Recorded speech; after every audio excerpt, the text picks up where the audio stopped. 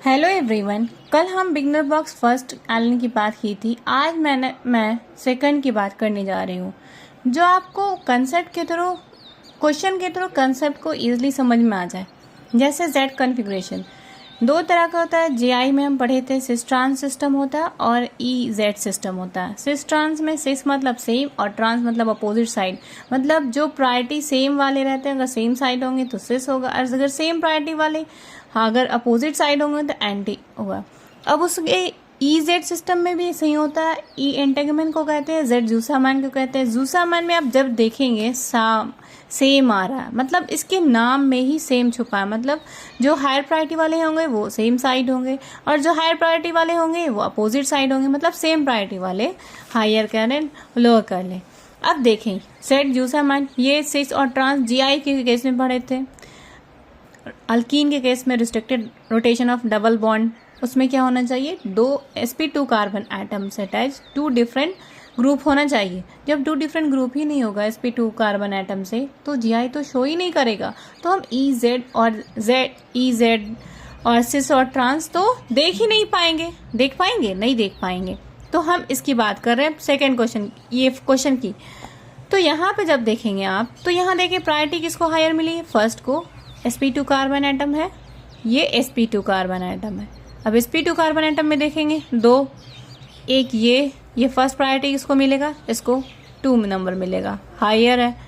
अब यहाँ sp2 carbon atom है, ये sp2 कार्बन एटम है, इसको इसमें दोनों में किसकी प्रायोरिटी ज़्यादा मिलेगी, फर्स्ट को, ये सेकेंड प्रायोरिटी मिलेगी।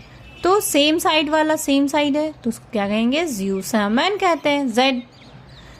अब जेड बोला, सिस एंटी बोलता तो सिस बोलते हैं। अब यहाँ देखें, यहाँ जब देखेंगे ये sp2 कार्बन है, ये sp2 कार्बन एटम है, टू डिफरेंट ग्रुप है, जीआई शो करेगा। अब आगे देखेंगे फर्दर कि हाँ प्रायोरिटी किसकी ज़्यादा है, ब्रोमीन ज़्यादा कि कार्बन, तो हाँ ब्रोमीन, एटॉमिक ब्रोमीन का ज़्यादा है। अब यहाँ जब देखेंगे कार्बन कार्बन में, तो कार्बन तो दोनों सेम हो गया, लेकिन अब हम क्या करेंगे, कनेक्टिविटी देखेंगे तो H और CC है, तो हम लोग जो होता है वो डिक्रीजिंग ऑर्डर से देखते हैं, तो CCH होगा। यहाँ देखेंगे तो क्या है, कार्बन तो सेम हो गया, 2H है तो CHH आ रहा है, यहाँ CCH, यहाँ CHH, तो हायर प्रायोरिटी किसको मिल रहा है ना, इसको मिल रहा, अबव वाले को, इसको लोअर प्रायोरिटी मिल रहा है। ये तो फर्स्ट हो जाएगा एंड ये सेकेंड हो जाएगा। तो सेम प्रायोरिटी वाला सेम साइड, अपोजिट प्रायोरिटी वाला अपोजिट साइड, तो क्या हो जाएगा, ये Z हो जाएगा, ये E तो होगा नहीं, है ना।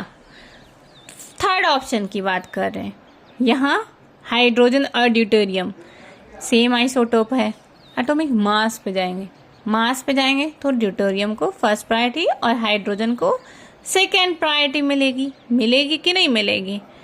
अब यहाँ देखेंगे कि ये देखें, ये ब्रोमीन है, ये क्लोरीन है, तो ब्रोमीन और क्लोरीन में एटॉमिक इस नंबर किसके ज़्यादा, ब्रोमीन का, फर्स्ट प्रायोरिटी सेकेंड प्रायोरिटी। ये sp2 कार्बन एटम है, sp2 है, दो डिफरेंट ग्रुप एटम है।